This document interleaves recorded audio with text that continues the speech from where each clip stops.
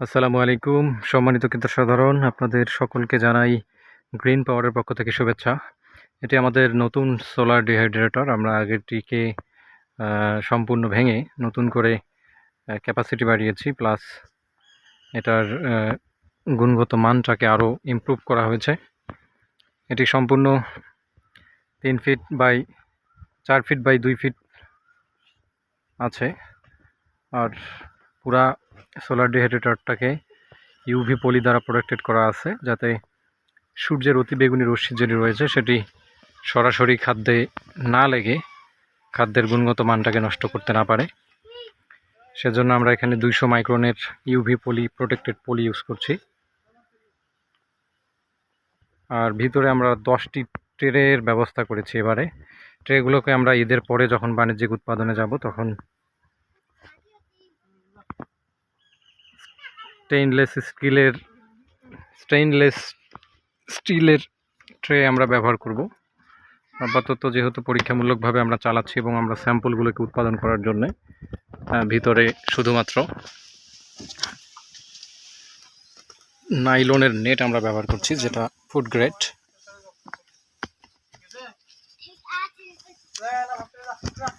তো আমরা ভিতরে আপনাদেরকে দেখাই।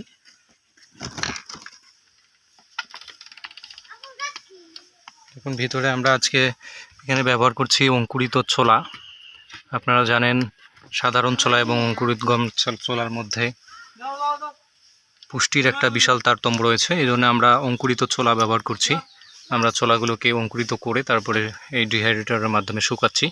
এরপরে এগুলোকে পাউডার করেই আমরা মূলত আমাদের মেইন যে উপাদান কাঁচা কলা সেগুলোর সাথে মেশাবো। উপরে ট্রেতে রয়েছে খেজুরগুলোকে বিচি ছাড়িয়ে নিয়ে আমরা এগুলোকে ভালো মতো শুকাচ্ছি। এরপরে উপরের তাকে রয়েছে সিম বীজ, এগুলোকেও ছাল ছাড়িয়ে নিয়ে আমরা শুকাচ্ছি। এরপরে উপরে রয়েছে আমাদের মূল যে উপাদান কলাগুলোকে একদম পাতলা স্লাইস করে রোদে শুকানো হচ্ছে। তার উপরেও রয়েছে কলার স্লাইস। এবং 2 নম্বর তাক যদি আমি যাই, 2 নম্বর তাকের প্রথমেই আমরা দেখতে পাচ্ছি ছোলা, অঙ্কুরিত ছোলা। 2 নম্বর তাকে অঙ্কুরিত ছোলা, এরপরে হচ্ছে কলা, তার উপরেও কলা রেখেছি, তার উপরেও কলার স্লাইসগুলো আমরা শুকাচ্ছি।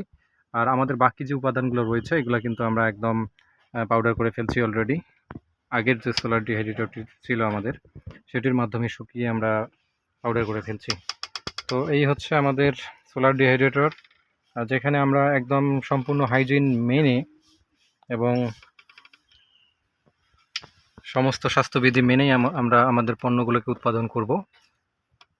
আমাদের সাথে থাকবেন আর স্বাস্থ্যকর খাবার খাবেন, সুস্থ থাকবেন। আল্লাহ হাফেজ।